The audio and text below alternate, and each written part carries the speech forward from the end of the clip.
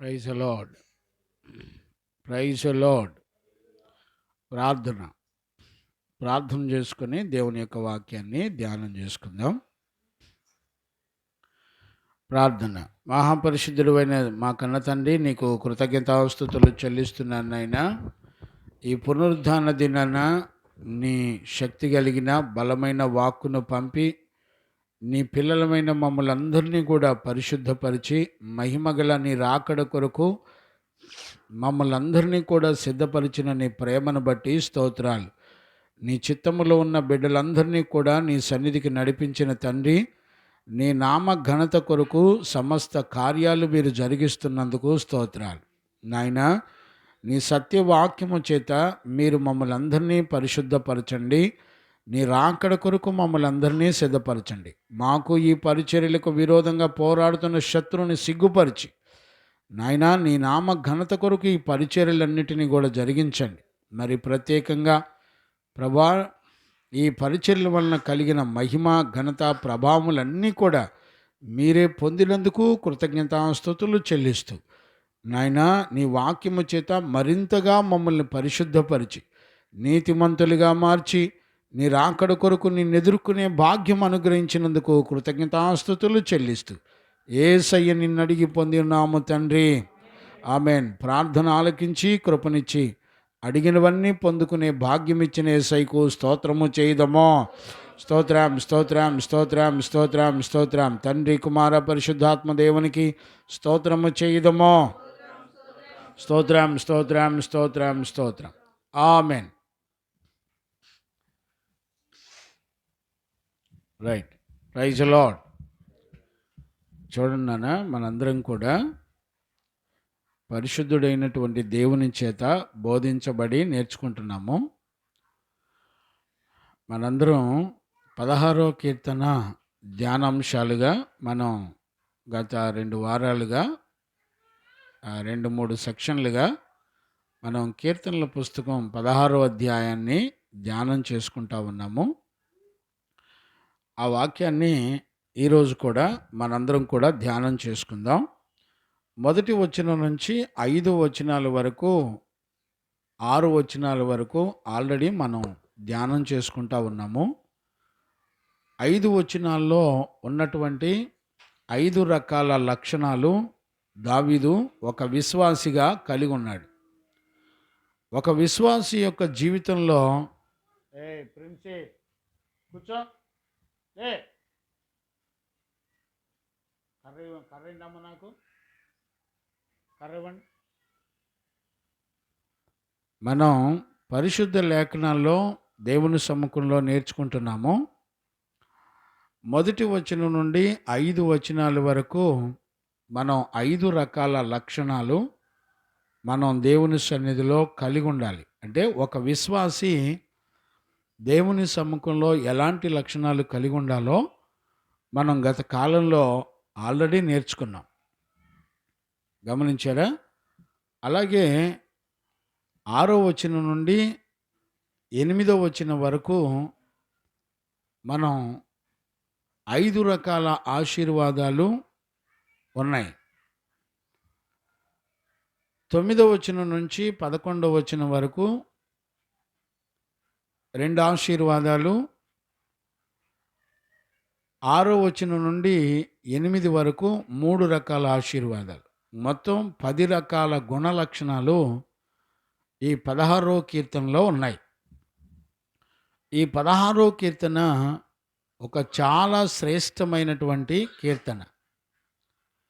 ఇది ఒక విశ్వాసికి ఉండవలసిన లక్షణాలు. ఆ విశ్వాసి తన జీవితంలో కలిగిన శ్రమలు, తన జీవితంలో కలిగిన మరణానుభవాలు, తన జీవితంలో కలిగిన ఆత్మకు వచ్చేటువంటి మరణం నుండి ఎలా తప్పించాలో ఈ కీర్తనలో పరిశుద్ధుడైన దేవుడు దావీదు ద్వారా మనకు తెలియపరుస్తూ వచ్చాడు. ఆల్రెడీ గత సెక్షన్లో మనం ఈ విషయాలన్నీ కూడా చూసి నేర్చుకుంటూ వచ్చాం. మనం 5 లక్షణాలు 5 వచనాల్లో చూసాం. మొదటి వచనం నుంచి 5 వచనాల వరకు ఉన్న 5 లక్షణాలు విశ్వాస జీవితంలో మనం కలిగి ఉండాలి అని, అవి దావీదు యొక్క జీవితంలో ఎలాగున్నారు అనేది మనం ఆల్రెడీ చూసి నేర్చుకుంటూ వచ్చాం. ఆల్రెడీ గత సెక్షన్లో 6వ వచనాన్ని కూడా మనం నేర్చుకుంటూ వచ్చాం. 6వ వచనంలో మనం గమనించవలసినటువంటి అతి ప్రాముఖ్యమైనటువంటి విషయం ఏంటంటే, 6 నుంచి 8 వరకు 3 రకాల గుణాలు ఉన్నాయి. అందులో ఆ మాటలు మనం చదువుకుందాం. చూడండి, 6వ వచనం నుండి 8 వరకు. మనోహర స్థలములలో గమనించండి, కీర్తనల పుస్తకం 16వ అధ్యాయం 6వ వచనం నుండి చదువుతున్నాము. జాగ్రత్తగా అర్థం చేసుకోండి. చదవండి నాన్న. మనోహర స్థలములలో ఇక్కడ నుంచి 5 ఆశీర్వాదాలు ఉన్నాయి. ఈ 5 ఆశీర్వాదాలు విశ్వాసికి కావాలి. ప్రతి వ్యక్తి దేవాది దేవుని కలుసుకోవాలంటే ఖచ్చితంగా ఈ 5 లక్షణాలు మన జీవితంలో ఉండాలి. 5 ఆశీర్వాదాలు దేవుడు మనకిస్తాడు. విశ్వాస జీవితంలో 5 లక్షణాలు ఉన్నప్పుడు 5 ఆశీర్వాదాలు దేవుడు మనకిస్తాడు. 3 ఆశీర్వాదాలేమో ఈ భూ సంబంధంగా రక్తమాంసాలు కలిగి ఉండంగా ఈ భూమి మీద నివసించేటప్పుడు ఈ 3 ఆశీర్వాదాలు మనలో ఉంటాయి. ఈ 3 రకాల ఆశీర్వాదాలు క్షయమైపోయే ఆశీర్వాదాలు దేవుడు మనకిస్తాడు. ఆ తర్వాత నిత్య జీవమునకు లేకపోతే పునరుద్ధానంలో మనం లేపబడే ఆశీర్వాదాన్ని, నిత్యము పరలోకంలో ఉండే ఆశీర్వాదాన్ని, ఈ 2 ఆశీర్వాదాలు దేవాది దేవుడు మనకిస్తాడు.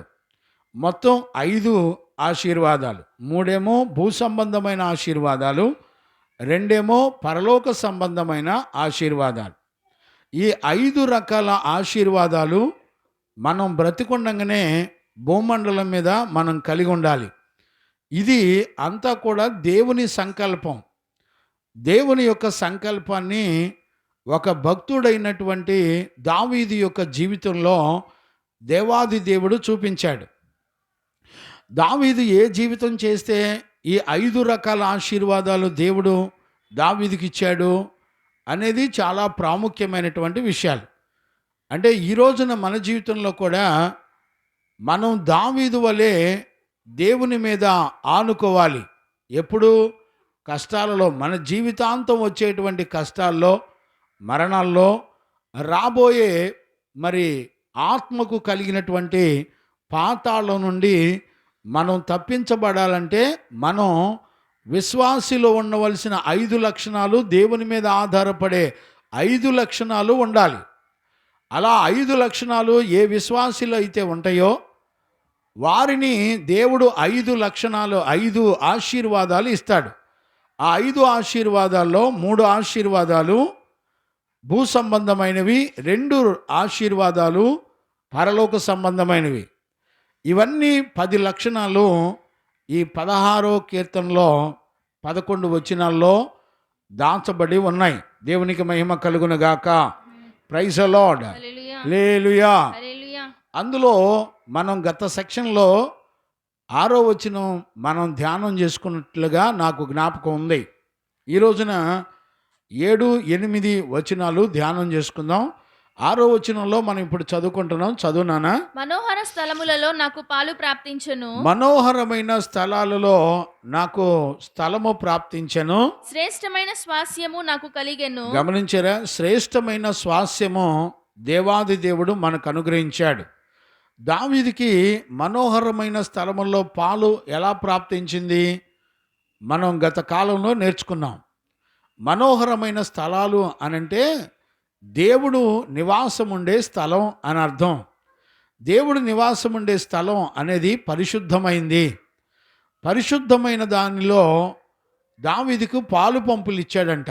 పరిశుద్ధ జీవితంలో దావీదుకు పాలు పంపులు ఇచ్చాడు. అంతేకాకుండా శ్రేష్టమైన స్వాస్యము నాకు కలిగెను. స్వాస్యము అనేది తండ్రి వలన మనకు అనుగ్రహించబడే ఆస్తి. తండ్రి ఆస్తి తన పిల్లలకు అనుగ్రహించాడు. తండ్రి ఆస్తి ఏమొచ్చింది? శ్రేష్టమైన స్వాస్యము నాకు కలిగింది అని అంటాడు. అంటే అర్థం ఏంటి? రాజరికం. దావీదు గొర్రెలు కాసుకునేవాడు. గొర్రెలు కాసుకుంటూ చెట్ల కింద పొట్లెమ్మటి తిరుగుతూ పొలాలెమ్మటి తిరుగుతూ దేవుణ్ణి స్తుతించి ఆరాధించేవాడు. కానీ దేవుడు శ్రేష్టమైన స్వాస్యాన్ని ఇచ్చాడు.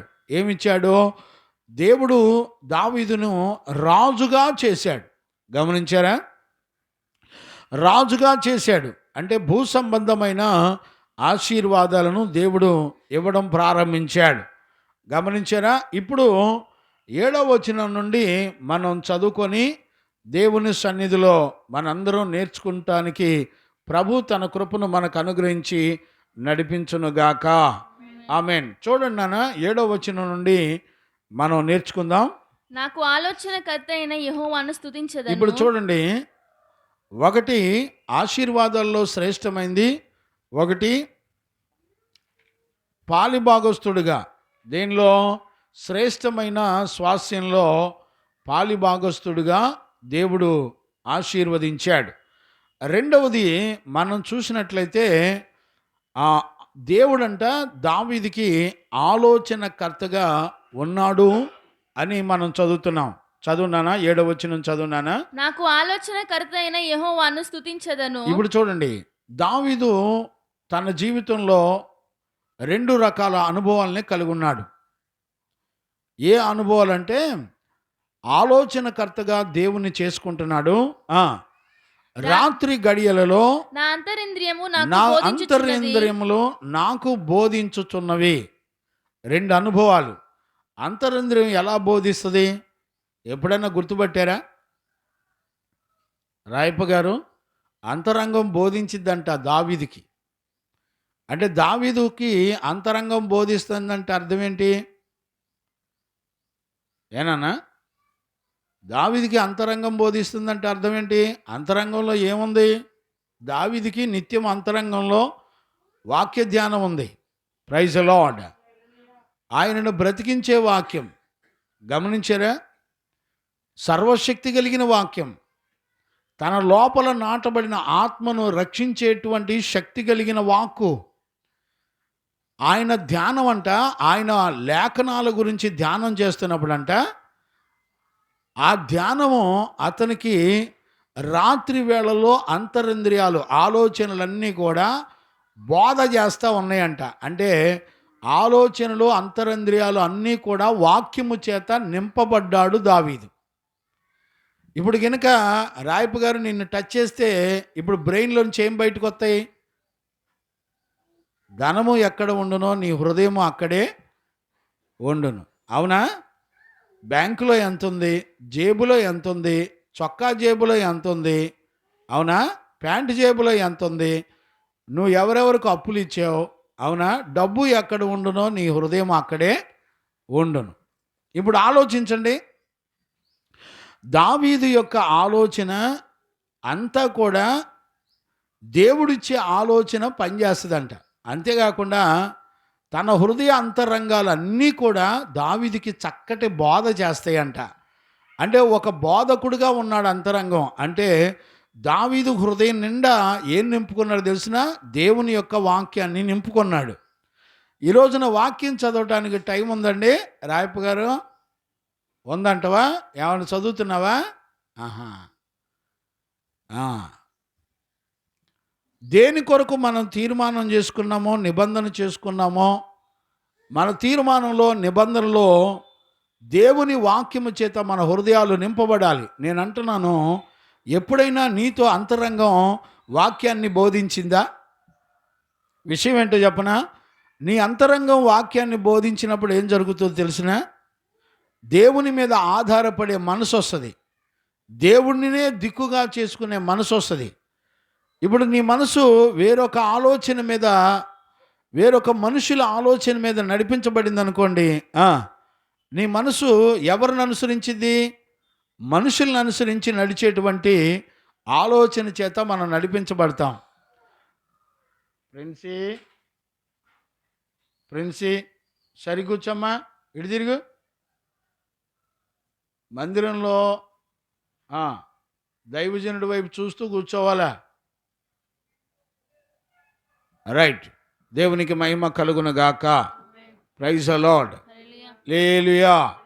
కాబట్టి దావీదులో ఉన్నటువంటి శ్రేష్టమైన అనుభవాల్ని మనం గుర్తుపట్టాలి. ఒకటి, మనోహరమైన స్థలముల్లో పాలు ప్రాప్తించింది. అంటే పరిశుద్ధమైన జీవితంలో దావీదుని దేవుడు నడిపించాడు.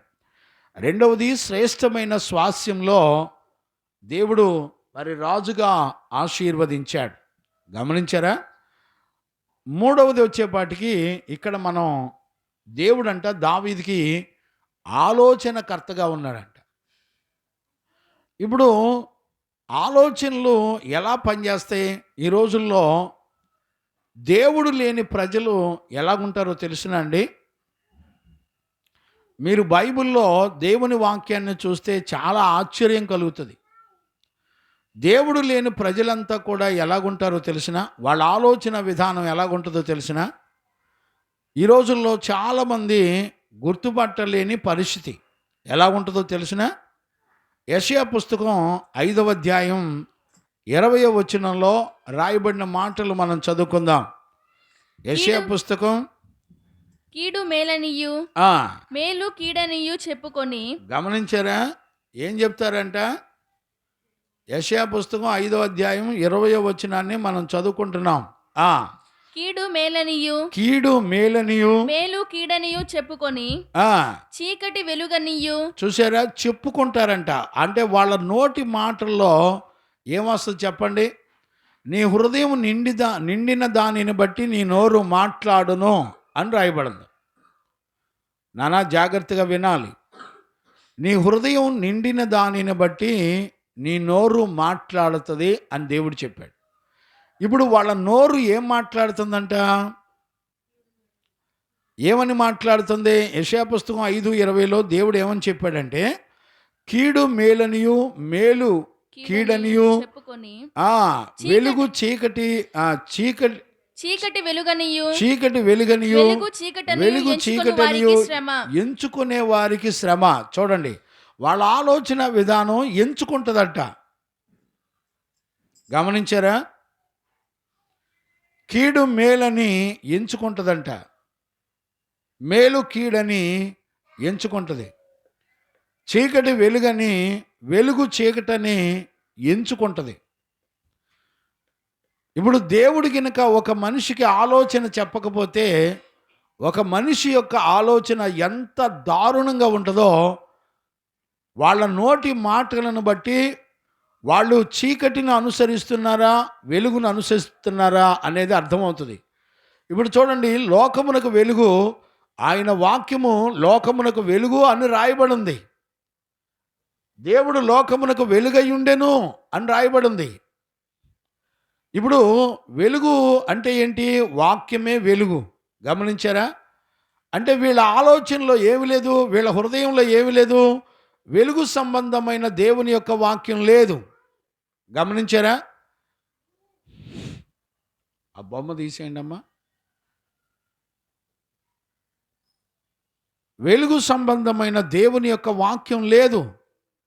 గమనించారా? ఈ రోజున చాలా జాగ్రత్తగా మనందరం కూడా గుర్తుపట్టాలి. వెలుగు సంబంధమైన గుణాలు దేవుని యొక్క వాక్యంలో దొరుకుతాయి. అంటే ఎవరి జీవితంలో అయితే దేవుని యొక్క వాక్యము ఉండదో వారి యొక్క జీవితంలో వాళ్ళ నోటి మాటలు వాళ్ళ యొక్క హృదయంలో ఉండు దానిని బట్టి వాళ్ళ నోరు మాట్లాడే మాటలు ఏమొస్తాయో తెలిసిన? వెలుగు. ఎగ్జాక్ట్లీగా వెలుగును చీకటి అనుకుంటారు అంతే. మేలు చేసేవాడిని కీడు చేస్తున్నాడు అంటారు అంతే. ఏదైనా దేవుని వాక్యాన్ని బట్టి ఒక దిద్దుబాటు కనుక చెబితే వెంటనే దానికి భిన్నమైన ప్రేరేపణ మనలో కలుగుతుంది. గమనించారా? అంటే వీళ్ళ హృదయంలో ఏముండదంటే దేవుని యొక్క వాక్యం ఉండదు. వెలుగు సంబంధమైన గుణాలు వీళ్ళ మనసులో ఉండవు. వీళ్ళ మనసంతా కూడా ఏముంటుంది? ధనం మీద ఉంటుంది. వీళ్ళ మనసంతా దేని మీద ఉంటుంది? స్త్రీ మీద ఉంటుంది. ధనం మీద స్త్రీ మీద వ్యామోహాలు ఎక్కువగా పనిచేస్తాయి భూమండలం మీద, రక్తమాంసాల్లో. గమనించారా? అందుకనే స్త్రీని జయించిన వాడే దైవజనుడు అవుతాడు. లేకపోతే స్త్రీని జయించిన వాడు దేవుని సేవకుడు కాలేడు. ఈ దినాన దేవుని యొక్క వాక్యాన్ని వింటున్న దేవుని పిల్లరా, దావీదుకు దేవుడంట ఆలోచనకర్తగా ఉన్నాడంట. నేనంటాను, ఎందుకు దేవుడు ఆలోచనకర్తగా, దేవుణ్ణి దావీదు ఆలోచనకర్తగా ఎందుకు చేసుకొని అంటాడు చెప్పండి? కారణం ఏంటి? ఎందుకు దేవుణ్ణి మాత్రమే ఆలోచనకర్తగా దావీదు చేసుకుంటున్నాడు? కారణం ఏంటి చెప్పండి? కారణం ఏంటో తెలిసిన? దేవునికి భూత భవిష్యత్ వర్తమాన కాలాలు తెలుసు. దేవునికి మహిమ కలుగునుగాక. Praise the Lord. హల్లెలూయా. దేవునికి భూత భవిష్యత్ వర్తమాన కాలాలన్నీ కూడా తెలుసు. అంటే రేపేమి సంభవిస్తుందో, లేకపోతే నీ విరోధుల జాడలన్నీ కూడా ఎవరికి తెలుసు అంటే దేవునికి తెలుసు. మన శత్రువు ఎలాగ మన మీద దాడి చేస్తాడో, మన విరోధి యొక్క ఆలోచనలన్నీ కూడా ఎవరికి తెలుసో తెలిసిన? జీవము గల దేవునికి తెలుసు. గమనించారా? ఇది నాన్న దేవుని యొక్క వాక్యాన్ని వింటున్న దేవుని పిల్లరా, మనము దావీదు యొక్క జీవితంలో శత్రువుల యొక్క జాడలన్నీ కూడా మరి దేవునికి తెలిసి దేవుడు తప్పించాడు గనక దావీదు ఏమంటాడంటే, దేవా నేను నిన్ను స్తుతించేస్తానయ్యా, నిన్ను స్తుతించి గణపరుస్తానయ్యా, నా కొండ నా కోట కేడెము నీవే, అందుకనే నా ఆధారము నీవే.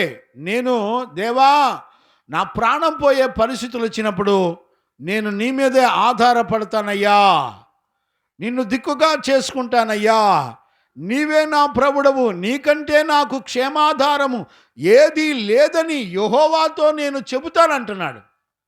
చూసారా?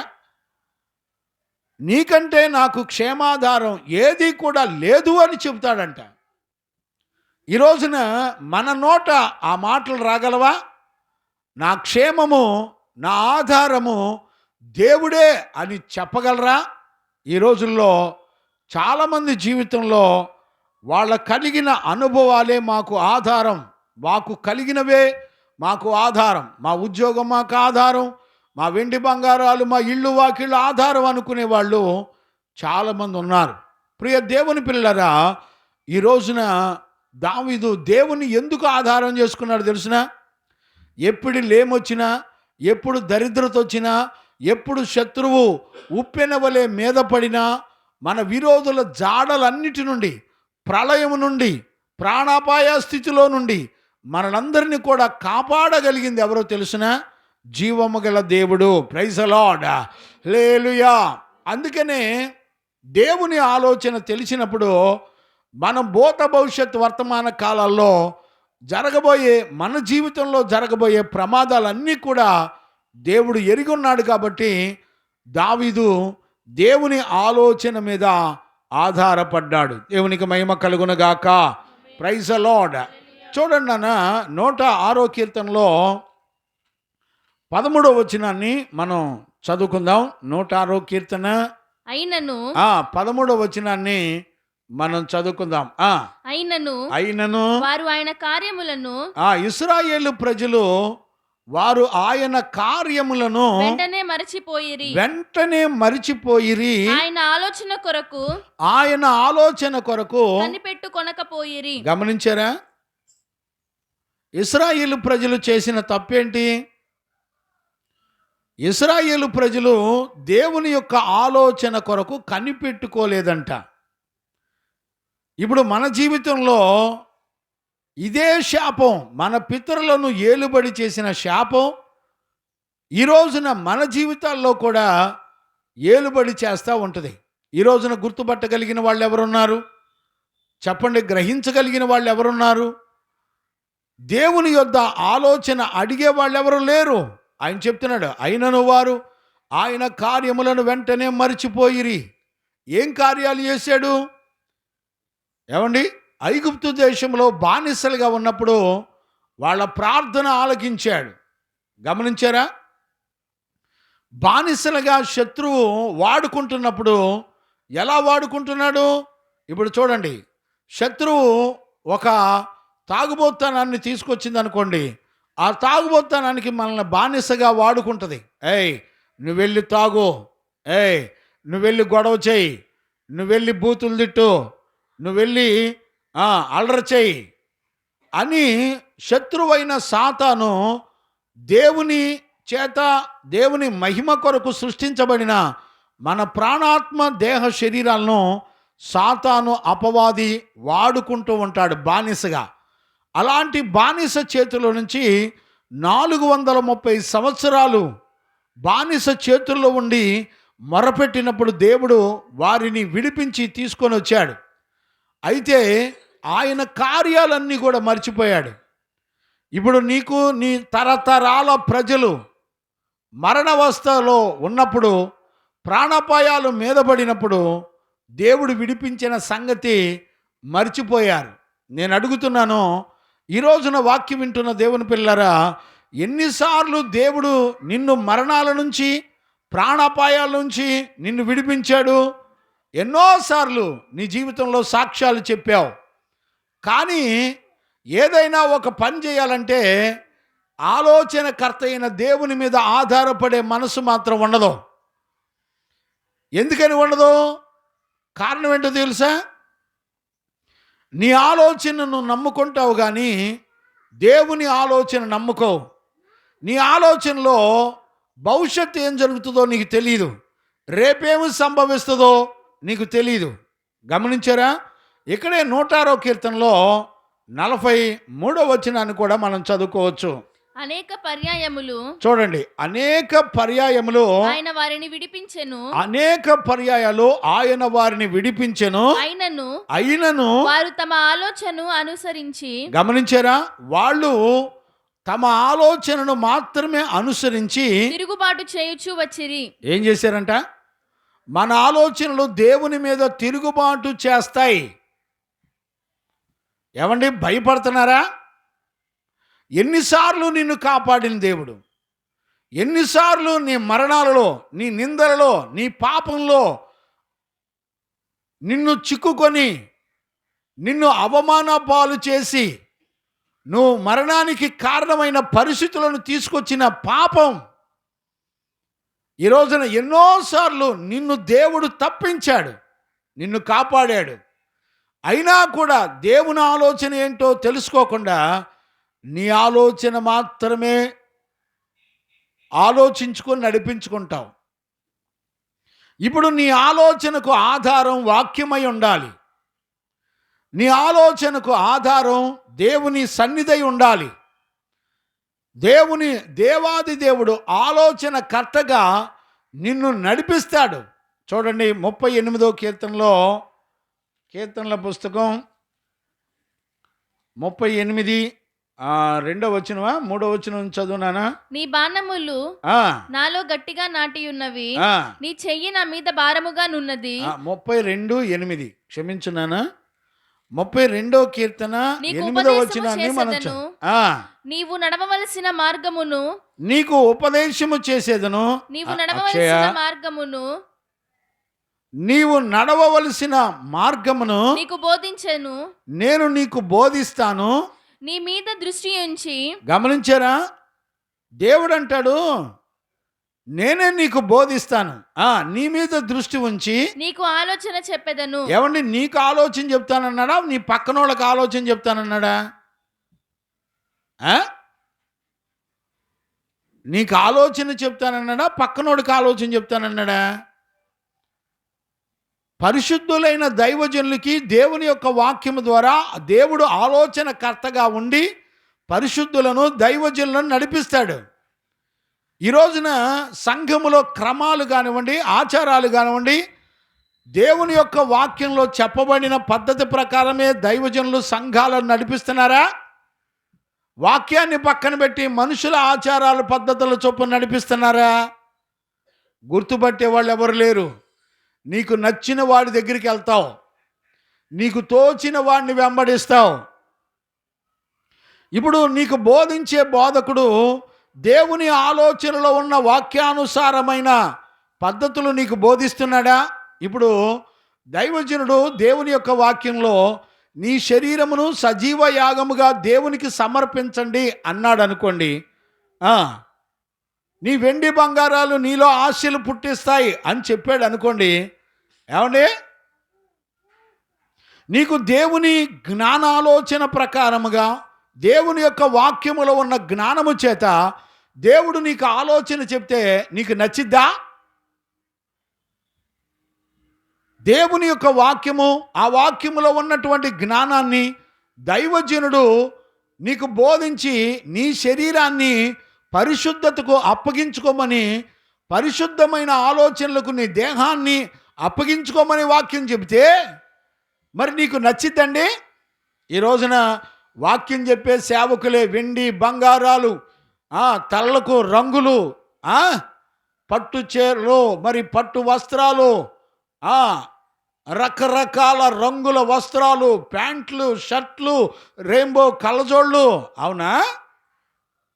బలిపీఠం మీద ఉన్నప్పుడు తెల్లని వస్త్రాలు, కిందకు దిగినంటేనే కట్ బన్నీలు, రెయిన్బో కళ్ళజోళ్ళు. అవునా? టక్కులు, టైలు. జాగ్రత్త, నీ శరీరంలో తగ్గువాటి ఎందే మనసు పెట్టుడి అని దేవుడు ఎన్నోసార్లు తన ప్రజలకు బోధించాడు. ఏమండి, తగ్గువాటి యందు మనసు పెట్టే మనసు ఉందండి?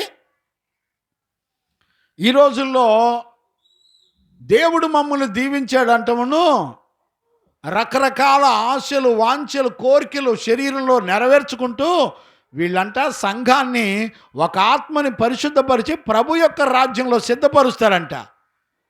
ఏమండి, నీకు పండగల పేర్లు చెప్పి పువ్వులు, పట్టు చీరలు, లిప్టిక్లు, భయం లేదండి, దేవుని భయం లేదు. వాక్యము ద్వారా దేవుడు ఆలోచన చెప్తే నమ్మేవాడు లేడు. ఇలాంటి భూ సంబంధమైన, శరీర సంబంధమైన వాంఛల చేత నడిపించబడుతూ బోధించే వాళ్ళ దగ్గరికి చాలా ఇష్టపడి చక్కగా వెళతావు. ఎందుకో తెలిసిన, నీ ఇష్టం నెరవేర్చబడుతున్నప్పుడు నీకు సంతోషం కలుగుతుంది. దేవుని యొక్క వాక్యంలో యేసు ప్రభు అంటాడు, నేను నా ఇష్టాన్ని నెరవేర్చుకోవడానికి నేను భూమండలం మీదకి రాలేదు. మరి ఎవరి ఇష్టాన్ని నెరవేర్చుకోవడానికి ఆయన వచ్చాడు? ఆయన తండ్రి యొక్క ఇష్టాన్ని, లేకపోతే తండ్రి యొక్క చిత్తాన్ని నెరవేర్చుకోవడానికి ఆయన వచ్చాడు. దేవునికి మహిమ కలుగునుగాక. Praise the Lord. ఇప్పుడు దేవుని ఆలోచన వాక్యము ద్వారా దైవజనుడు నీకు బోధించినప్పుడు నీకెందుకు మనసు ఆ వాక్యం మీద ఉండదు? వాక్యంలో కలిపి చెరిపే మనుషుల యొక్క ఆచారాల మీద నీ మనసు ఎందుకు నడిపించబడుతుంది? ఇక్కడ 43వ వచనంలో అదే చెప్తున్నాడు దేవుడు. ఏమని చెప్తున్నాడు?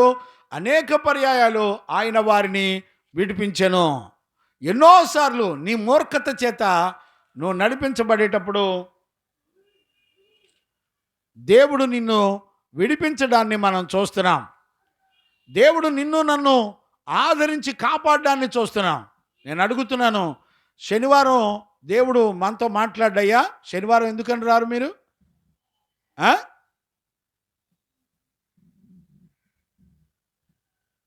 శనివారం రారు, ఆదివారం రారు, ఎవడిష్టమాడిది. నీకు ఆలోచన ఎవడు చెప్తున్నాడు?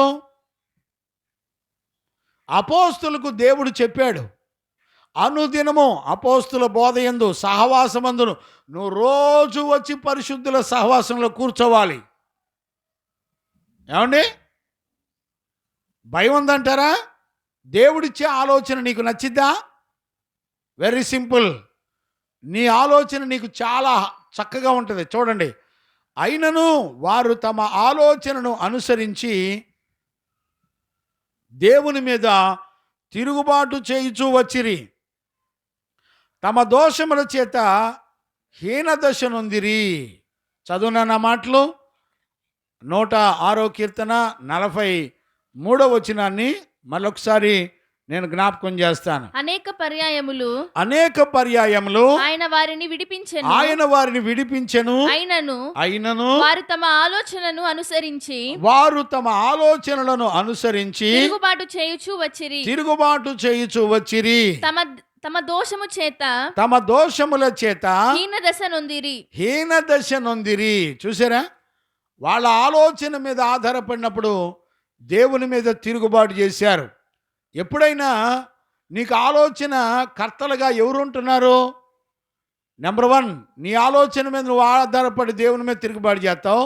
నీ ఆలోచన ఎక్కడికి నడిపిస్తుందో తెలిసిన? నీ ఆలోచన నీ పొరుగు వారి దగ్గరికి నడిపిస్తుంది.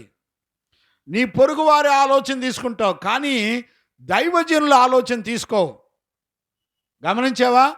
దేవుని యొక్క వాక్యములో దేవుని ఆలోచన ద్వారా మాట్లాడే దేవుడు. ఆయన వాక్యంలో నుండి మనతో మాట్లాడతాడు. వాక్యములో దేవుడు ఏం చెప్పాడు అని ఆలోచించే జీవితం మనలో ఉండదు. చూసారా? నీ ఆలోచన నీ పొరుగువారి ఆలోచన మీద ఆధారపడేటట్టు నిన్ను మోసం చేస్తుంది. వాక్యం నీకు ఎవరు చెప్తారు? నీకు బుద్ధి ఎవరు చెప్తారు? ఇప్పుడు వాక్యాన్ని నమ్మే స్నేహితులేనా నీ స్నేహితులు? వాళ్ళ మాట నువ్వు వింటున్నావా? నీ మాట వాళ్ళు వింటున్నారా? ఇంత ప్రతిష్ట కలిగిన ఉపదేశాలు వింటూ బుద్ధి జ్ఞానం లేని నామకార్థుల మాట విని మీరు ఫాలో అవుతున్నారు. జాగ్రత్త, మోసపోవద్దు. మోసపోతే నష్టం మీకే. గొర్రె కషాయోని నమ్మినట్టుగా దుర్బోధల చేత మోసపరిచేటువంటి బోధకుల యొక్క సహవాసం, వాళ్ళను అనుసరించి నడుస్తున్న వాళ్ళ యొక్క సహవాసంలోకి దయచేసి వెళ్ళకూడదు. వాళ్ళకి నీ సత్యాన్ని బోధించు. అమ్మా, దేవుడు ఆలోచన ద్వారా, ఆ దేవుడు తన వాక్యము ద్వారా మరి మనుషుల చేత కల్పించబడిన పద్ధతులు అనుసరించి నడిచే వాళ్ళను వెంబడించొద్దు అని దేవుడు చెప్పాడని నీ నోరెందుకు తెరవు? సత్య సంబంధమైన విషయాలు దేవుని వాక్యం ద్వారా నువ్వెందుకు మాట్లాడవు? నీకు భయం. ఎందుకంటే దేవుని వాక్యం నీకు ఆలోచన కర్తగా లేడు. నీ దైవజనులు బోధిస్తున్న వాక్యంలో దేవుని యొక్క వాక్యాన్ని ఆధారం చేసుకొని నీ సేవకుడు, సంఘము బోధించబడి నడిపించబడుతున్నారా లేదా అనేది గుర్తుపట్టే ఆలోచనలు ఉన్నాయండి. వాక్యంలో లేకపోయినా కలిపి చెరిపడి బోధలు చేస్తున్నప్పుడు చక్కగా సరదాగా వాళ్ళని వెంబడించి నీ ఇష్టాన్ని నెరవేర్చుకుంటున్నావు. జాగ్రత్త. దావీదుకు దేవుని సంగతులు తెలుసు. దావీదు ఎలాంటి వాడో తెలిసిన? దావీదు యొక్క విరోధులు, శత్రువులు ఎన్ని ఆలోచనలు చేసి మరి మోసం చేయబోతున్నారో ఎరిగిన దేవుని మీద ఆనుకున్నాడు. ఎరిగిన దేవుని ఆలోచనను అడిగి తెలుసుకున్నాడు. ఒకరోజు దావీదు యొక్క జీవితంలో ఒక శ్రేష్టమైన అనుభవం ఉంది. అందుకని కీర్తనలో 1వ అధ్యాయం 1వ వచనం అంటాడు, దుష్టుల ఆలోచన చొప్పున నడువక, పాపుల మార్గమున నిలవక, అపహాసకులు కూర్చుండే చోట కూర్చుండక, యెహోవా ధర్మశాస్త్రమునందు ఆనందించుచు. ఎక్కడంట? యెహోవా ధర్మశాస్త్రమునందు ఆనందించుచు దివారాత్రము దానిని ధ్యానించువాడు ధన్యుడు. దీవారాత్రములు దానిని ధ్యానించువాడు ధన్యుడు. గమనించారా? దీవారాత్రులు దేవుని యొక్క వాక్యాన్ని ధ్యానం చేసేవాళ్ళు ధన్యులు అని రాశాడు. అంటే దుష్టులు ఆలోచన చొప్పున మనం నడిపించబడకూడదు అని దావీదుకు తెలుసు. ఎలా తెలుసు? దేవుని ఆలోచన నేర్పింది దావీదుకి. చూడండి, దావీదు జీవితంలో ఒక అనుభవం జరిగింది. 2వ సమూయేలు పుస్తకంలో 15వ అధ్యాయం, 16వ అధ్యాయం, 17వ వచనాల్లో ఉంటాయి. మీరు చదువుకోండి. తర్వాత 16వ అధ్యాయం 20వ వచనంలో అబ్షలోము అహీతోపెలుతో, చూడండి, అబ్షలోము అహీతోపెలుతో, చూడండి, వాస్తవంగా అహీతోపెలు దావీదు రాజు యొక్క మంత్రిగా పనిచేశాడు. అంటే ఆలోచనకర్తగా ఉన్నాడు దావీదుకి. ఒకప్పుడు దావీదుకి ఆలోచనకర్తగా ఉన్నప్పుడు అహీతోపెలు యొక్క ఆలోచన ఎలాగుండేదో తెలిసిన? చదువునానా? 23వ వచనం చదువు. ఆ దినములలో 2వ సమూయేలు 16:23. ఆ దినములలో అహీతోపెలు చెప్పిన ఏ ఆలోచన అయినను ఒకడు దేవుని యొద్ద విచారణ చేసి పొందిన ఆలోచన అయినట్టుగా ఉండెను. గమనించారా? ఒకప్పుడు, ఎప్పుడు? దావీదు దగ్గర ఉన్నప్పుడు. పరిశుద్ధుడైన దావీదు దగ్గర అహీతోపెలు ఉన్నప్పుడు అతని ఆలోచన ఎలాగుందో తెలిసిన, దేవుని దగ్గర విచారించి దేవుడు చెప్పిన ఆలోచన ప్రకారంగా నడిపించబడే విధంగా ఉంది అతని ఆలోచన దావీదు దగ్గర మంత్రిగా ఉన్నప్పుడు. కానీ దావీదు దగ్గర మంత్రిగా ఉన్నటువంటి అహీతోపెలును అబ్షాలోము, దావీదు యొక్క కుమారుడు, దేవుని మీద తిరుగుబాటు చేసినటువంటి కుమారుడు అబ్షాలోముని ఆలోచన అడిగితే 20వ వచనంలో చదువునానా, అబ్షాలోము అహీతోపెలుతో అబ్షాలోము అహీతోపెలుతో మనము చేయవలసిన పని ఏదో తెలుసుకొనుటకై ఆలోచన చేతము రమ్ము అనగా అహీతోపెలు నీ తండ్రి చేత నీ ఇంటికి కావలి ఉంచబడిన ఉపపత్నుల యొద్దకు నీవు పోయిన ఎడల నీవు నీ తండ్రికి అసహ్యుడవైతివి. చూడండి, ఎంతకంటే పాపం ఉంటుందండి. ఒకప్పుడు అహీతోపెలు యొక్క ఆలోచన దేవుని దగ్గర విచారించినప్పుడు దేవుని చేత మరి అనుగ్రహం పొందిన ఆలోచన, దేవుని ఆలోచన మరి దావీదు పక్కన ఉన్నప్పుడు చక్కగా పనిచేసింది. ఎప్పుడైతే దైవజనుడైనటువంటి దావీదుకు విరోధంగా లేచిన అబ్షాలోము దగ్గరికి వెళ్ళాడో, అంటే దేవుని భయం లేని అబ్షాలోము దగ్గరికి అహీతోపెలు వెళ్ళాడో, అహీతోపెలు ఆలోచన కూడా మారిపోయింది. ఏమైందో తెలిసిన, అహీతోపెలు ఆలోచన ఇదిగో దావీదు అబ్షాలోముకి చెప్తున్నాడు, నీ దావీదు యొక్క ఉపపత్నులు భార్యలు ఉన్నారు కదా, వాళ్ళను చెరుపు, వాళ్ళను అనుభవించు, అప్పుడు దావీదు నిన్ను అసహ్యించుకుంటాడు. ఏమండి, ఈ ఆలోచన ఎంత రోత ఆలోచన అండి, ఎంత భయంకరమైన ఆలోచన చూసారా. ఒక తల్లి లాంటి తల్లితో శరీర సంబంధమైన అపవిత్రమైన కార్యాలు చేయమని అబ్షాలోమును అహీతోపెలు ప్రేరేపిస్తున్నాడు. ప్రియ దేవుని పిల్లలారా, ఒక పరిశుద్ధుల ఆలోచన తీసుకోకుండా, పరిశుద్ధుల దగ్గర నువ్వు ఆలోచన తీసుకోకుండా, పరిశుద్ధుల సహవాసం లేకుండా లోకంలో ఉన్న వాళ్ళ ఆలోచన ప్రకారం నువ్వు నడిపించబడితే ఖచ్చితంగా నీ ఆలోచనలో పులిసిన పిండి వచ్చేస్తుంది.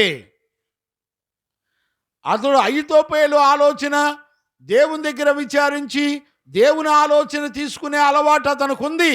కానీ ఎప్పుడైతే మరి అబ్షాలోము దేవుని మీద తిరుగుబాటు చేసిన వ్యక్తుల దగ్గరికి వెళ్ళాడో, మంచి పరిశుద్ధుడైన అబ్షాలోము ఆలోచన కూడా మారిపోయింది.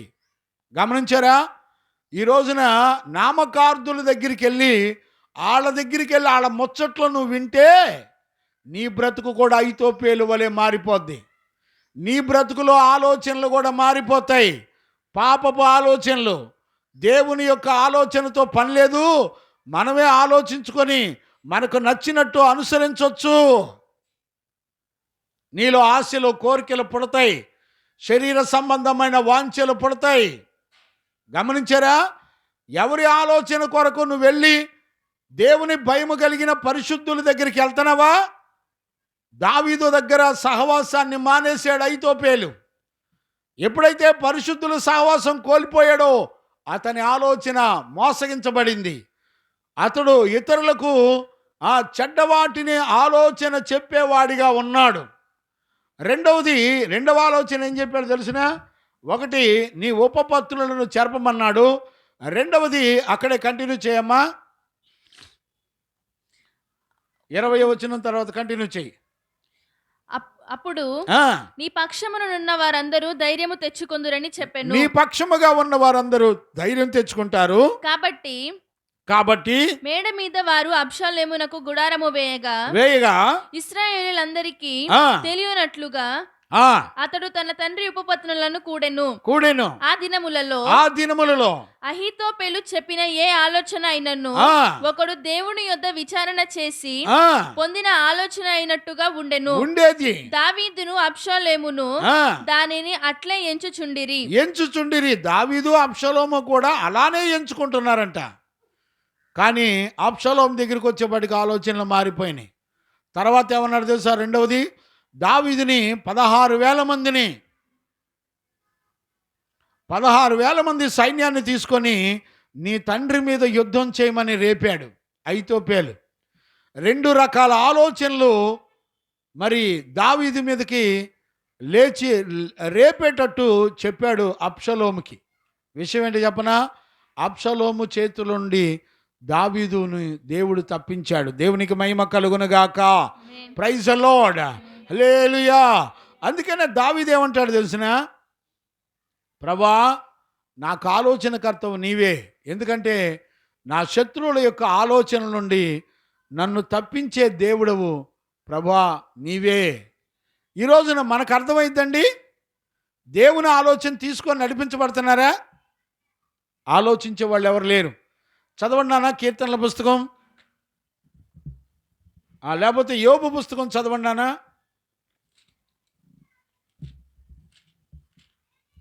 ఇక్కడ చూడండి నాన్న, 2వ సమూయేలు పుస్తకం 17వ అధ్యాయం 14-15 కూడా చదవండి నాన్న. 2వ సమూయేలు పుస్తకం 17వ అధ్యాయం 14-15. అబ్షలోము ఇశ్రాయేలు వారందరును ఈ మాట విని అర్కీయునగు హూషై చెప్పిన ఆలోచన అహీతోపెలు చెప్పిన దానికంటే యుక్తమని ఒప్పుకొనిరి. ఏలయనగా యెహోవా అబ్షలోము మీదకి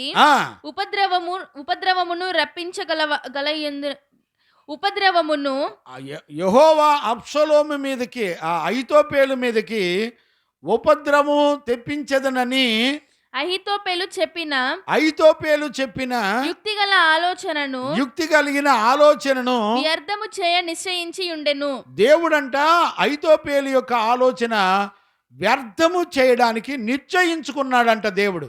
praise the Lord. Hallelujah. David విషయంలో అహీతోపెలు విరోధంగా ఆలోచన చెప్పినప్పుడు అబ్షలోము చేతిలో నుండి, అహీతోపెలు యొక్క ఆలోచన నుండి దేవుడు తప్పించాడు. దేవుడు అబ్షలోమును మొత్తాడు, దేవుడు అహీతోపెలును మొత్తాడు. అర్థమవుతుందండి? దేవుడే యుద్ధం చేశాడు. దేవునికి మహిమ కలుగునుగాక. Praise the Lord. హల్లెలూయా. గమనించారా?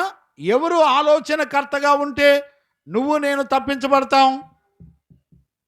చూడండి, యోబు పుస్తకంలో, మనస్సాక్షి కాలంలో యోబు పుస్తకంలో 12వ అధ్యాయం 13వ వచనాన్ని మనం చదువుకుందాం. యోబు పుస్తకం ఆయన యుద్ధ ఉన్నవి. చూడండి, మనస్సాక్షి కాలంలో యోబుకి ధర్మశాస్త్రం లేదు, ప్రవక్తలు లేరు, దైవజనులు లేరు. కానీ దేవుడు మనస్సుకు ఏమని తెలియజేస్తున్నాడంటే యోబుకి, చదువునానా, జ్ఞానం యొక్క శౌర్యములు ఆయన యొద్ద ఉన్నవి, ఆలోచనయు వివేచనయు ఆయనకు కలవు.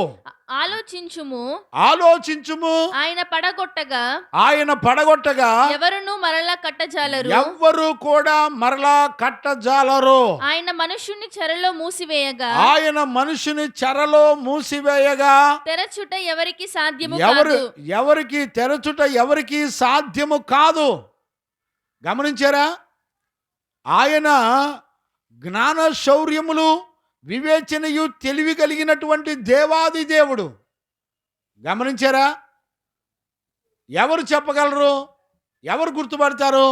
ఈ రోజున నీకు మనస్సాక్షి ద్వారా దేవుడు ఆయన జ్ఞాన శౌర్యములు కలిగిన వాడని, ఆయన తెలివి వివేకములు కలిగిన వాడని దేవుడు మనస్సుకే తెలియజేశాడు. ఈ రోజున మన మనస్సాక్షికి తెలియజేస్తున్నాడు.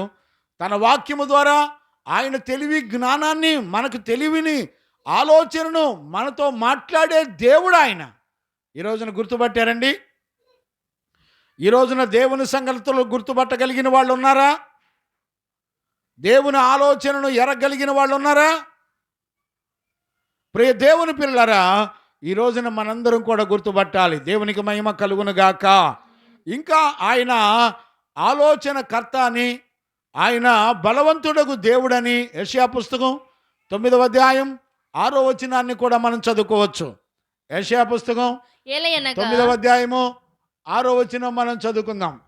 ఏలయనగా యాలయనగా మనకు శిశువు పుట్టెను, మనకు శిశువు పుట్టెను, మనకు కుమారుడు అనుగ్రహింపబడెను, మనకు కుమారుడు అనుగ్రహించబడెను, ఆయన భుజము మీద రాజ్యభారముండును, ఆయన భుజం మీద రాజ్యభారముండును, ఆశ్చర్యకరుడు, ఆశ్చర్యకరుడు, ఆలోచనకర్త, ఆలోచనకర్త, బలవంతుడైన దేవుడు, బలవంతుడైన దేవుడు, నిత్యుడగు తండ్రి, నిత్యుడగు తండ్రి, సమాధానకర్తయగు అధిపతి అని ఆ అతనికి పేరు పెట్టబడును. ఎవరంట ఆయన? ఆలోచనకర్త, బలవంతుడగు దేవుడు. నీకు ఆలోచన చెప్పేది ఎవడు? ఆలోచించారా? దేవుని దగ్గర విచారించి నీకెన్నో మేలులు చేశాడు. అయినా కూడా నీ ఆలోచన నువ్వు నమ్ముకుంటావు, నీ పక్కనోళ్ళ ఆలోచన నమ్ముకుంటావు, నీ పొరుగువారి ఆలోచనలను నమ్ముకుంటావు. కానీ దేవుని ఆలోచన వాక్యంలో ఏం చెప్తుంది? దైవజనులు ఏం బోధించారు? నీ హృదయం దేవుని యొక్క వాక్యాన్ని రాత్రి వేళలో దావీదు కంట, రాత్రి వేళలో నా అంతరంద్రియములు నాకు బోధించుచున్నవి. అంతరంద్రియములంతా కూడా వాక్యము చేత నింపబడిపోయింది. ఈ రోజున నీకు ఆలోచనకర్తగా దేవుని ఆలోచన, వాక్యము ద్వారా తెలియబడిన దేవుని ఆలోచన ఈ రోజున నీ మనసులో ఉందండి, నీ హృదయంలో ఉందండి? ఏమి లేదండి. దీవారాత్రులు పిచ్చి పుస్తకాలు ఒకటి చదువుకొని ఈ లోక జ్ఞానం, శపించబడిన జ్ఞానాన్ని చదువుకొని నిజంగా తిరుగులేదు అనుకుంటున్నారు. నేను అంటాను, కాఫీలు టీలు పెట్టి మిడ్ నైట్లో పిల్లలు లేపి వాక్యం చదివిస్తారండి? పుస్తకాలు చదివిస్తారా? హెప్సిబా, నీ కూతురుని ఏం చదివిస్తావు? చదివించు. అమ్మోళ్ళ దగ్గర, తాతల దగ్గర, ముత్తాతల దగ్గర తీసుకెళ్ళి చదివించు. ఎవరు చెప్తారండి బుద్ధి జ్ఞానం? ఎవరు చెప్తారు?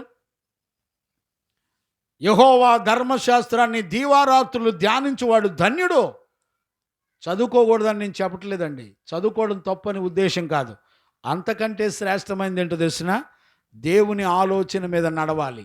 మన అంతరంద్రియాలు మనకు బోధించాలి. నేను చెప్తున్నాను, ఒక ఆలోచన నీకు పుట్టినప్పుడు ఆ ఆలోచనలో అంతరంద్రియాల్లో ఉన్న వాక్యం నీకు సహకరిస్తుందా? నీకు ఆలోచనకర్తగా వాక్యం యొక్క అంతరంద్రియాలు, నీకు వాక్యము చేత నింపబడిన అంతరంద్రియాలు నీతో మాట్లాడుతున్నాయా? దైవజనుడు చెప్పే ఆలోచన వాక్యంలో ఉందో లేదో చూసి నేర్చుకునే వాళ్ళు లేరు. దావీదంట అబ్రహాము విశ్వాసులకు తండ్రి అయిన అబ్రహాము గురించి బైబిల్లో రాయబడిన మాట ఏంటో తెలిసిన? ఆయన తన పిల్లలకంట దేవుని నీతిని, న్యాయమును నేర్పించను అని రాయబడింది. నేర్పించాడంట. మరి ఈ రోజున మనం ఏం నేర్పుతున్నాం మన పిల్లలకి? దేవుని నీతి, న్యాయాన్ని నేర్పించే వాళ్ళు లేరండి. మందిరానికి టయానికి కనీసం టైం కంటే ముందలెళ్ళి అక్కడ పరిచర్యలు ఏమున్నాయో, ఇది నా మందిరం, దేవుని మందిరం యొక్క పరిచర్య, నేను వెళ్ళి చాపలేయాలి. నా పిల్లల్ని పొద్దున్నే లేపి పిల్లల్ని మందిరానికి పంపించి చాపలేయించి పరిచర్య చేసే ఆశీర్వాదం పిల్లలకి నేర్పుతున్నారండి? నేర్పేవాళ్ళు ఉన్నారా? నువ్వు రావటమే నీ ఇష్టం వచ్చిన టయానికి వస్తావు. పాటలు పాడి ముగించుకొని వాక్యం చెప్పే టయానికి దర్జాగా వస్తున్నారు. ఎవరిని ఏమంటావండి? ఎవరిని ఏమనే కాలాలు కాదు. దేవుడు నేర్పే గుణాలు దైవజనుడు నేర్పుతాడు. వాక్యాన్ని చూపించి దైవజనుడు నేర్పుతాడు. అయ్యా, ఒక అరగంట ముందు రాలేవా? వచ్చి పరిచర్యలు ఇక్కడ ఏమున్నాయో చూసుకోలేవా? అందరూ వెళ్ళిపోయిన తర్వాత పరిచర్యలు ఏమున్నాయి? ఒక ఉపదేశం చెప్పబడుతున్న ప్రదేశాన్ని శుద్ధి చేయటం, పరిశుద్ధపరచడం. మనకంటే నామకార్థులే మంచోళ్ళు. నామకార్థులైతే పండగలకి మందిరాలన్నీ రంగులతో నింపేసి చక్కగా డెకరేషన్లు చేసి మేకప్లు వేసుకొని స్టైల్గా మందిరాల్ని, సంఘాలని తయారు చేసేవాళ్ళు ఉన్నారు. కానీ నీతిని ప్రకటిస్తున్న పరిశుద్ధ మందిరాలు మాత్రం పరిచర్యలు చేసే పిల్లలు లేరు. దొరలు వచ్చినట్టు వస్తారు. ఇక్కడ ఒక పనోళ్ళు ఉన్నారు, ఇక్కడ పని చేసి పెట్టడానికి. మీరు దొరలాగా అనుభవించడానికి వస్తారు. దొరసాన్లు. ఏమి లేదండి, భయం లేదు. ఒక పావుగంట, అరగంట ముందలొచ్చి ఇక్కడ ఊడ్చి శుభ్రం చేసి, నా జీవితంలో పరిశుద్ధులు నాకు నేర్పిన సహవాసం అండి. నేను అందరికంటే ఒక అరగంట గంట ముందల మందిరానికి వెళ్ళేవాడిని. గడగడ గడగడలాడుతా మందిరానికి వెళ్ళేవాడిని. మందిరం అంతా తడిగొడ్డేసి తుడిసేవాడిని. మందిరం అంతా శుభ్రం చేసేవాడిని. మరలా సేవకులు వచ్చే టయానికి మందిరంలో అందరికంటే ఫస్ట్ ఎవరు కూర్చుంటారో తెలిసినా నేనే కూర్చుంటా. దైవజనుడు ముఖంలోకి ఎదురుగా చూసుకొని ఫస్ట్ లైన్లో ఫస్ట్ నేనే కూర్చునేవాడిని. దేవుని వాక్యాన్ని వినేవాడిని. ఆడ దైవజనుల ముఖాల్లో కూర్చొని వినేవాడిని. ఏమండి, నీ ట్రైన్ టైం అయితే అరగంట ముందర వెళ్తావు స్టేషన్కి, ఉద్యోగాలకు 10 నిమిషాల ముందర వెళ్తావు. దేవుడు నీకు రక్షణ ఇచ్చి, నీకు మారు మనసు ఇచ్చి, నీకు పాపక్షమాపణ ఇచ్చి, నీ ఆత్మ నరకానికి వెళ్లకుండా కాపాడి నిన్ను తన పరిశుద్ధత చేత అలంకరించిన దేవుని సన్నిధిలో నువ్వు ఎలా మెయింటైన్ చేస్తున్నావు? నీ ఆలోచనలేంటి? భయం ఉందండి? నీ ఇష్టం అయిపోయింది. జాగ్రత్త. అబ్రహాము తన పిల్లలకు దేవుని నీతిని న్యాయాన్ని నేర్పించనని రాయబడింది. 18వ అధ్యాయం 16 నుంచి చదివితే 19వ వచనంలో ఉంటుంది. అక్కడ ఎవరికి అర్థమైంది? విశ్వాసం కలిగిన వాళ్ళు పరిశుద్ధుల పరిచర్యలకు సంబంధించిన ప్రతి విషయాన్ని నేర్పుతారు. ఈ రోజున అలాంటి పిల్లల్ని చూడలేకపోతున్నామండి. అలా పరిశుద్ధుల పరిచర్యకు అప్పగించుకునే పిల్లల్ని ఈ రోజున చూడలేకపోతున్నాం. ఏమో రాను రాను ఇంకా హీన స్థితికి వెళ్ళిపోద్ది. సత్యవాక్యాన్ని వినేవాళ్ళు ఎవరు ఉండరు. అవసరమైతే ఇక్కడి నుంచి మానేసి నామకార్థ సంఘాలకు వెళ్ళిపోయే దుర్బోధకులను అనుసరించి వెళ్ళిపోయే పరిస్థితులు కూడా ఉంటాయి. దావీదు తన జీవితంలో అంటాడు, నేను యెహోవాను స్తుతించడమే కాదు, నా ప్రజలందరికీ కూడా ఆయన కార్యాల గురించి వివరించి, నా ప్రజలు నేను అందరం కలిసి మేము దేవుని స్తుతిస్తాము, దేవునికి కృతజ్ఞతాస్తుతులు చెల్లిస్తాము అని చెప్పాడండి. ఒక ఆత్మకు చెప్పలేరు సత్య సంబంధమైన బోధ. ఇన్ని సంవత్సరాలుగా వాక్యం వింటున్నారు, నోరు మెదపలేవు. నామకార్థులు వచ్చి పిలితే వాళ్ళెమ్మడబడి వెళ్ళిపోతావు. సత్యవాక్యాన్ని బోధించలేవు, నోరు తెరవలేవు. దేవునికి మహిమ కలుగునుగాక. ఆయన అంటాడు యెషయా పుస్తకం 9:6లో, ఆయన ఆలోచనకర్త, బలవంతుడగు దేవుడు, నిత్యుడగు తండ్రి, ఆశ్చర్యకరమైన. చూడండి యెషయా పుస్తకం 28:29 కూడా చదవన్నానా? యెషయా పుస్తకం 28వ అధ్యాయం 29వ వచనం. జనులు సైన్యములకు అధిపతియగు యెహోవా చేత దాని నేర్చుకొందురు. ఆశ్చర్యకరమైన ఆలోచన శక్తియు. చూసారా? ఆశ్చర్యకరమైన ఆలోచన శక్తియు, అధిక బుద్ధియు అనుగ్రహించువాడు ఆయనే. దేవునికి మహిమ కలుగునుగాక. ఏం అనుగ్రహిస్తాడంట? ఏనా? ఆశ్చర్యకరమైన ఆలోచన శక్తి కలిగిన వాడు. ఆలోచనలో దేవుని యొక్క పవర్, శక్తి కలిగిన వాడంట. గమనించారా? ఆయన ఆలోచనలన్నీ కూడా నెరవేర్చుటకు శక్తి, బలము కలిగిన మహాదేవుడు ఆయన. దేవునికి మహిమ కలుగునుగాక. Praise the Lord. ఈ రోజున గుర్తుపట్టగలుగుతున్నారా నాన్న? దేవునికి మహిమ కలుగునుగాక. Praise the Lord. మళ్ళీ చదువునా? యెషయా పుస్తకం 28:29. జనులు సైన్యములకు అధిపతియగు యెహోవా చేత దాని నేర్చుకొందురు. ఆశ్చర్యకరమైన ఆలోచన శక్తియు. జనులందరూ యెహోవా చేత నేర్చుకుంటారంట. ఏమండి? ఏం నేర్చుకుంటారు? ఆయన దగ్గర ఏముంది? దేవుని దగ్గర ఏముందండి రాయపు గారు? ఆలోచన ఉందంట. ఆలోచన ఉండటమే కాదు, ఆలోచనలో శక్తి ఉందంట. Praise the Lord. దేవునికి మహిమ కలుగునుగాక. చదువునా? ఆశ్చర్యకరమైన ఆలోచన శక్తియు, ఆశ్చర్యకరమైన ఆలోచన శక్తియు, అధికమైనటువంటి బుద్ధియు అనుగ్రహించువాడు ఆయనే. చూడండి, దావీదు గురించి రాయబడిన మాట ఏంటో తెలిసిన? దావీదు సుబుద్ధి కలిగిన వాడు అని రాయబడింది. బుద్ధి కాదండి, సుబుద్ధి అంటే అర్థం ఏంటో తెలిసిన? మంచి బుద్ధి. దావీదులో మంచి బుద్ధి ఉందంట. సుబుద్ధి, దేవునికి ఇష్టమైన బుద్ధి గుణ లక్షణాలు దావీదులో ఉన్నాయి. దేవునికి మహిమ కలుగును గాక. Praise the Lord. అందుకనే బుద్ధి కలిగిన వాళ్ళు స్త్రీలు ఎలాగుంటారు తెలిసిన? చదవండి తిమోతి పత్రిక, మొదటి తిమోతి పత్రిక 2వ అధ్యాయం 9వ వచనం. మొదటి తిమోతి పత్రిక 2వ అధ్యాయం 9వ వచనం. స్త్రీలను అణుకువయు స్వస్థ బుద్ధియు గలవారయ్యుండి. ఏ బుద్ధి కలిగిన వాళ్ళు?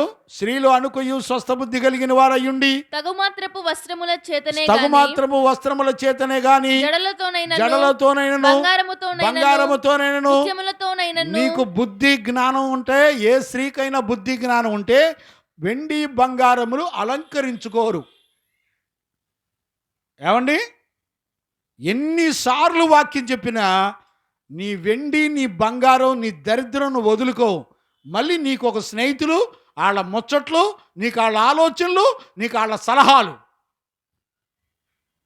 ఎవరికెవరు బుద్ధి చెబుతున్నారో, ఎవరు ఆలోచనల చేత నడిపించబడుతున్నారో బుద్ధి జ్ఞానం ఉంటే గమనించుకోండి. ఎవడు చెప్తాడు నీకు? ఆలోచించారా?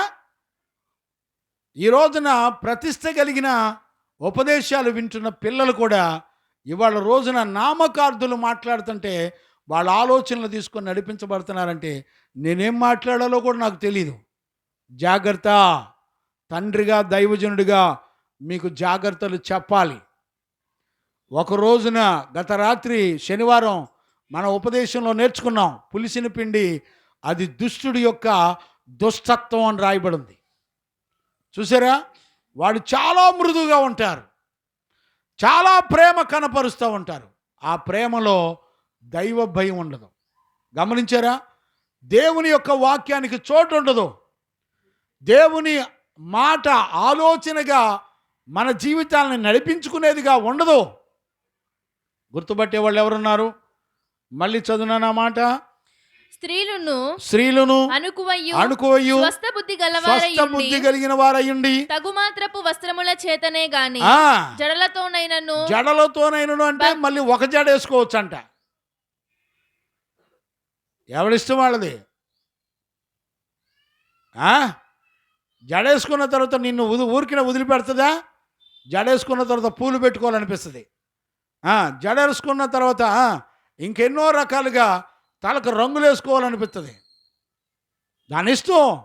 దానికి ఒక విషయంలో లోబడితే శరీరం దాని పెత్తనం మనమే చేస్తుంది.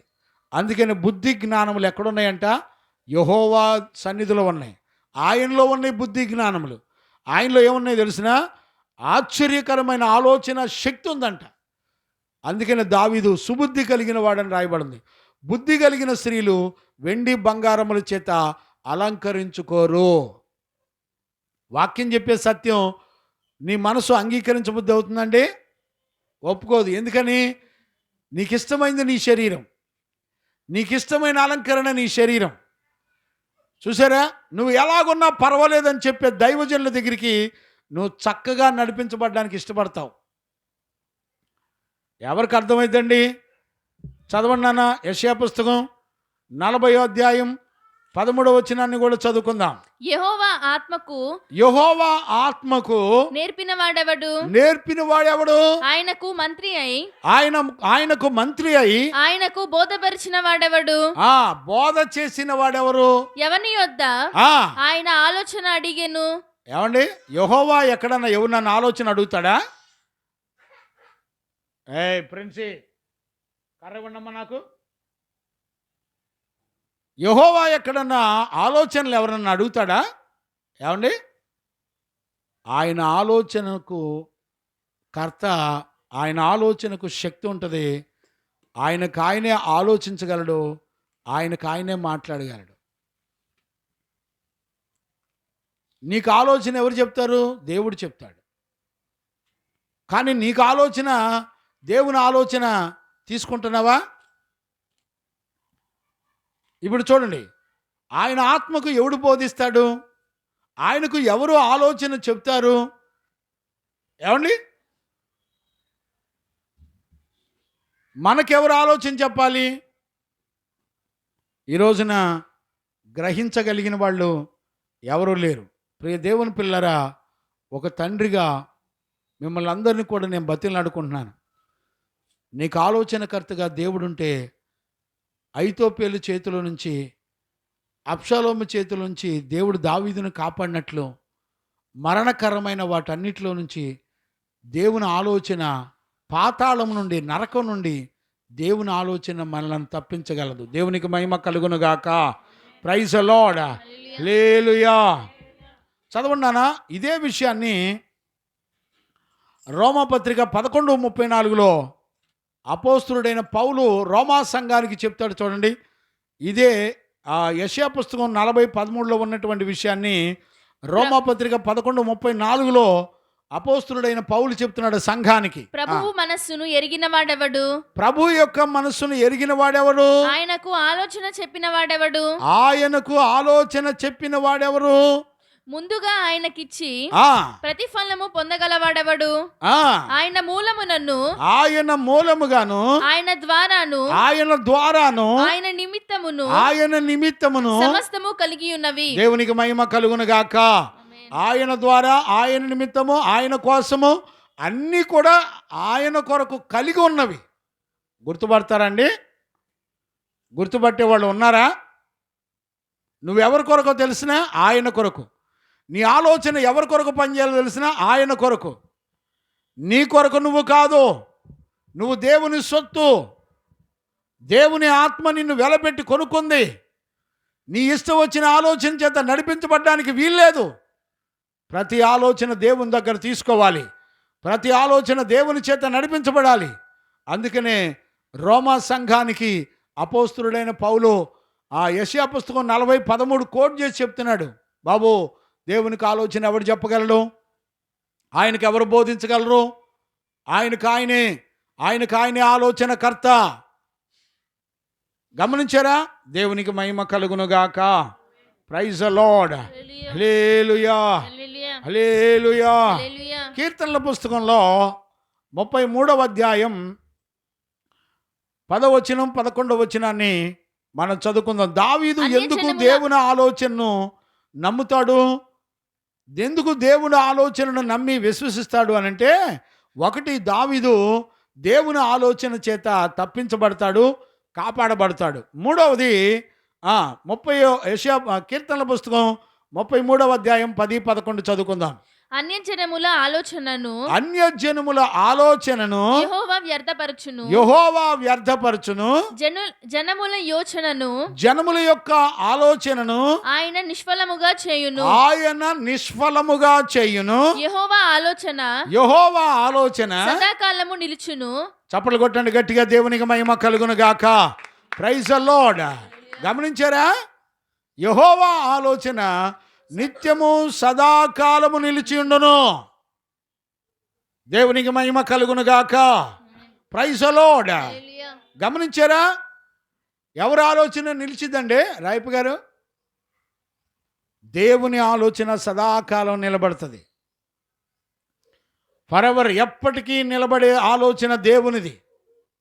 స్థిరంగా నీ పట్ల, మనందరి పట్ల, మన జీవితాల పట్ల దేవుని ఆలోచన మాత్రమే నెరవేర్చబడుతుంది. దేవుని ఆలోచన ఏంటో తెలిసిన? నిత్యానిత్యము పరలోకంలో, మరణమే లేని పరలోకంలో మనందరం కూడా ఆయన సన్నిధిలో ఉండాలి. దేవునికి మహిమ కలుగునుగాక. Praise the Lord. ఆయన మన జీవితం గురించి ఆయన ఆలోచించాడు. దావీదు గురించి దేవుడు ఆలోచించి రాజుగా చేశాడు. మనందరి గురించి దేవుడు ఆలోచించి మనకి పరలోకాన్ని ఇచ్చాడు. గమనించారా? యెషయా పాస్టర్ గారు, ఇబ్రహీంపట్నం యెషయా పాస్టర్ గారు ఆ పాట రాశాడు కదా. దుఃఖమే అయినను, మరణమే అయినను, సియోనులో ఉండనే ఉండవు. దుఃఖమే అయినను, మరణమే అయినను, సియోనులో ఉండనే ఉండవు. పరిపూర్ణ మహిమతో సియోనులో, పరిపూర్ణ మహిమతో సియోనులో పరిశుద్ధులందరూ ఆరాధింతురు. పరిశుద్ధులందరూ ఆరాధింతురు.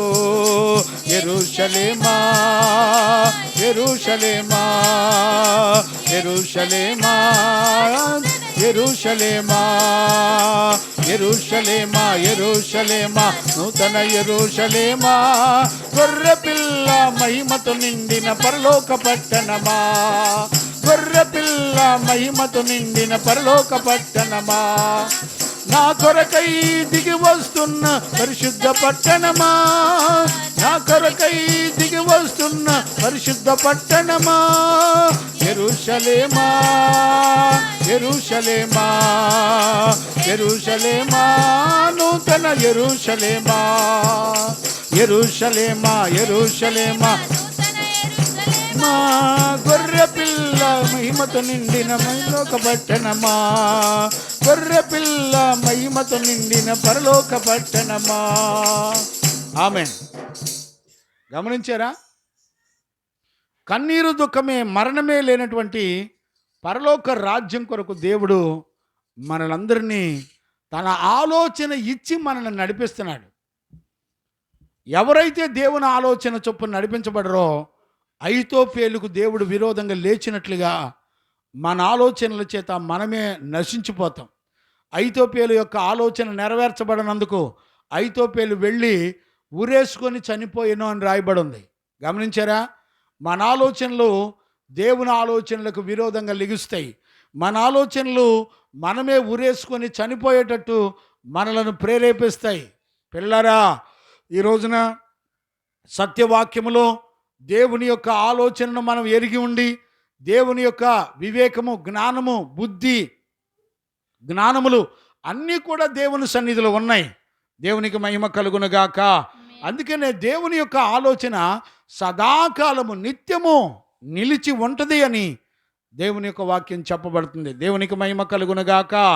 యెషయా పుస్తకం 46వ అధ్యాయం 10వ వచనాన్ని కూడా మనం చదువుకుందాం. యెషయా పుస్తకం 46వ అధ్యాయం. నా ఆలోచన నిలుచుననియు నా చిత్తమంతయు నెరవేర్చుకొనదనియు నా చిత్తమంతయు నెరవేర్చుకొనదగినదనియు చెప్పుకొనుచు ఆది నుండి నేనే కలుగబోవు వాటిని. గమనించారా? ఆది నుండి నేనే కలగబోయే వాటిని తెలియజేయుచున్నాను. గమనించారా? కలగబోయే వాటిని తెలియజేసేది ఎవడు? ఆది నుంచి భూమి ఆకాశముల దగ్గర నుంచి సర్వ సృష్టిని సృష్టించబడిన అది ఎవరి కొరకు దేవుడు సృష్టించాడో, ఎవరికి అనుగ్రహించాడో ఇవన్నీ కూడా నీకు ఆలోచన చెప్పి నిన్ను నడిపించింది ఎవరంటే జీవము గల దేవుడు. Praise the Lord. ఒకవేళ దేవుడు కనుక నీకు ఆలోచన కనుక ఇవ్వకపోతే ఏ వస్తువు దేనికి వాడుకోవాలో కూడా నీకు తెలియదు. ఏ వస్తువు దేనికి వాడుకోవాలో కూడా నీకు అర్థం కాదు. అందుకనే ప్రతి వస్తువు గురించిన ఆలోచన దేవుడు చెబితే నీకు తెలిసిద్ది. దేవుడు ఆలోచన ఇస్తే నీకు తెలిసిద్ది. ఈ రోజున దేవుని యొక్క వాక్యాన్ని వింటున్న దేవుని పిల్లరా, గుర్తుపట్టగలుగుతున్నారా? ఈ ఉదయకాలంలో అందుకనే దావీదు దేవుని ఆలోచన చొప్పున నడిపించబడుతున్నాడు. దేవునికి మహిమ కలుగునుగాక. నిజంగా ఒక విశ్వాసి జీవితంలో మరి శ్రేష్టమైన వాటిని మనం దేవుని సన్నిధిలో నుంచి పొందుకోవాలి. శ్రేష్టమైన స్వాస్యాన్ని దేవుని సన్నిధిలోంచి మనం పొందుకోవాలి. అంతేకాకుండా మనోహరమైన స్థలములలో, పరిశుద్ధమైన స్థలములలో, ఆయన మందిర ఆవరణలో మనం ఉండాలి. అలాగే దేవుని ఆలోచనకర్తగా చేసుకోవాలి. ఆయన ఆలోచనకర్తగా చేసుకున్నప్పుడు మనం శత్రువుల చేతుల నుంచి తప్పించబడతాం. వ్యాధులు, రోగాలు, మనకు విరోధంగా లేచిన శత్రువు యొక్క ఆలోచనలన్నిటి నుండి మనందరం కూడా కాపాడబడతాం. అంతేకాకుండా దేవుని ఆలోచన మన కొరకు నిత్యము సదాకాలం నిలబడి ఉంటుంది. Praise the Lord. ఆయన ఆలోచనలో మన కొరకు అనుగ్రహించబడిన పరలోక స్వాస్యము, కన్నీరుండదు, దుఃఖం ఉండదు. అలాంటి పరలోక స్వాస్యానికి దేవుని ఆలోచన ఎప్పుడూ మన కొరకు నిలకడగా ఉండి మనల్ని నడిపిస్తుంది. అలాంటి కృప యేసయ్య మనందరికి అనుగ్రహించి నడిపించునుగాక. ఆమేన్. ప్రార్థన. మహాపరిశుద్ధుడైన తండ్రి, నీకు కృతజ్ఞతాస్తుతులు చెల్లిస్తున్నాను నాయన. ఈ 16వ కీర్తన ద్వారా ప్రభా, ఈ నూతన సంవత్సరంలో అనుదినము మాతో మీరు మాట్లాడుతూ మా నాయన మమ్మల్ని దర్శిస్తున్న తండ్రి నీకు స్తోత్రాలు. ఒక విశ్వాస జీవితంలో 5 రకాల గుణలక్షణాలు 16వ కీర్తన మొదటి వచనం నుంచి 5 వచనాల వరకు ఉన్న సంగతులు మాకు బోధించుకుంటూ వచ్చారు నాయన. ఈ దినాన్న 6వ వచనం నుంచి 8వ వచనం వరకు ప్రభువా దావీదుకు మనోహరమైన స్థలముల్లో పాలు ప్రాప్తించేటట్లు చేశావు నాయనా. దావీదుకు శ్రేష్టమైన స్వాస్యములో పాలిభాగస్తులుగా చేశావు. దావీదుకు ఆలోచనకర్తగా ఉన్నావు. దావీదుకు రాత్రి గడిలో తన అంతరంద్రియాలు ఆయనకు బోధించుచూ వచ్చాయి అని ప్రభువా ఎంత శ్రేష్టమైన ఆశీర్వాదాలు దావీదుకు అనుగ్రహించావు. ఈ రోజున మేము ప్రభువా విశ్వాసములో బ్రతికున్న మేము దేవుని యొక్క రాజ్యంలోకి వెళ్ళాలంటే మేము కూడా దావీదు వలె మేము జీవించాలి అని పరిశుద్ధ లేఖనాలు చెప్తున్నాయి నాయన. దావీదులో ఉన్న జీవితం ద్వారా మాతో మాట్లాడినందుకు స్తోత్రాలు చెల్లిస్తున్నాను నాయన. ఈ దినము నా బిడ్డలందరినీ కూడా దర్శించినందుకు స్తోత్రాలు. లైవ్లో ఉన్న బిడ్డలందరినీ కూడా దర్శించినందుకు స్తోత్రాలు. నీ వాక్యపు వెలుగులో నీ చిత్తములో ఉన్న బిడ్డలందరినీ దర్శించి మాట్లాడి దావీదు ఎలాంటి జీవితం చేసి మరి మరణాన్ని శ్రమలను మరి పాతాళాన్ని జయించి నిత్య రాజ్యంలో నీతో కూడా యుగయుగాలు ఉండే భాగ్యాన్ని ఆశీర్వాదాన్ని పొందుకున్నాడో ఈ రోజున మాకు తేటగా మాతో మాట్లాడి బలపరిచినందుకు స్తోత్రాలు చెల్లిస్తూ యేసయ్య నిన్నడిగి పొందినాము తండ్రి, ఆమెన్. ప్రార్థన ఆలకించి అడిగినవన్నీ పొందుకునే భాగ్యం ఇచ్చి నడిపించిన యేసయ్యకు స్తోత్రము చేయదమో. స్తోత్రం స్తోత్రం స్తోత్రం స్తోత్రం. తండ్రి కుమార పరిశుద్ధాత్మ దేవునికి స్తోత్రము చేయదమో. స్తోత్రం స్తోత్రం స్తోత్రం స్తోత్రం.